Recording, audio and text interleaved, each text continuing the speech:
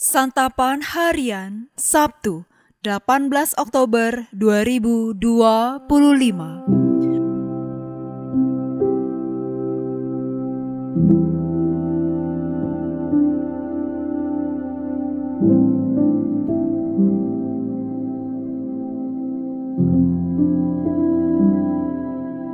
Inilah program Santapan Harian, sebuah program yang mengajak Anda menelusuri isi Alkitab, agar Anda menemukan makna firman Tuhan sesuai dengan konteksnya.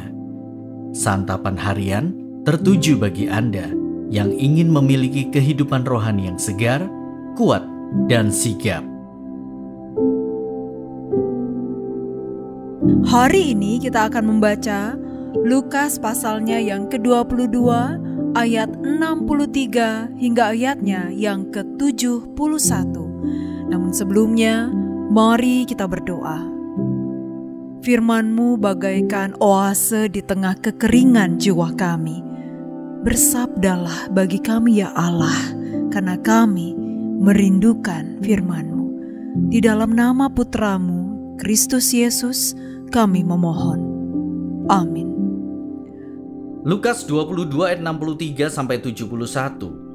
Orang-orang yang menahan Yesus mengolok-olok dia dan memukulinya. Mereka menutupi mukanya dan bertanya, "Bernubuatlah, siapa yang memukul engkau?" Masih banyak lagi hujat yang diucapkan mereka kepadanya. Setelah hari siang berkumpullah sidang para tua-tua bangsa itu, imam-imam kepala dan ahli-ahli Taurat. Lalu mereka menghadapkan dia ke mahkamah agama mereka. Katanya, "Jikalau engkau adalah Mesias, katakanlah kepada kami." Jawab Yesus, "Sekalipun aku mengatakannya kepada kamu, kamu tidak akan percaya. Dan sekalipun aku bertanya, kamu tidak akan menjawab. Mulai sekarang anak manusia akan duduk di sebelah kanan Allah yang Maha Kuasa." Kata mereka semua, "Kalau begitu, engkau ini anak Allah?" Jawab Yesus, "Kamu sendiri mengatakan bahwa akulah Dia." Lalu kata mereka, "Untuk apa kita perlu kesaksian lagi? Kita telah mendengarnya dari mulutnya sendiri."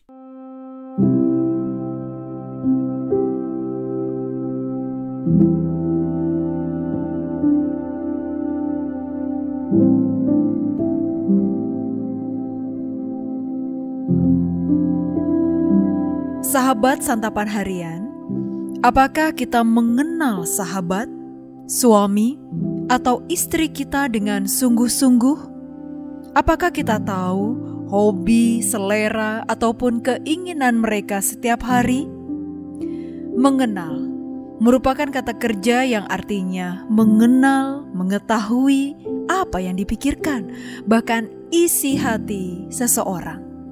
Sama seperti Yesus mengenal isi hati Petrus, begitu juga Dia mengenal isi hati para tua-tua, imam-imam kepala, dan ahli-ahli Taurat yang sedang bersidang dan membawa Yesus ke mahkamah agama. Mereka hendak mencari-cari kesalahan Yesus supaya kuat alasan untuk menyalibkannya. Mereka sangat berkeberatan, bahkan menolak mengakui Yesus sebagai Mesias yang diurapi dan sebagai Raja mereka.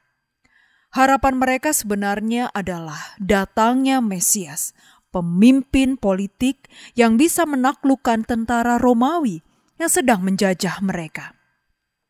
Sementara Yesus adalah Mesias dan Raja yang datang untuk menyelamatkan umat manusia dari belenggu dosa. Hal ini yang membuat mereka tidak suka kepada Yesus. Mereka tidak mengaku Yesus yang adalah anak Allah yang datang untuk menebus manusia dari dosa.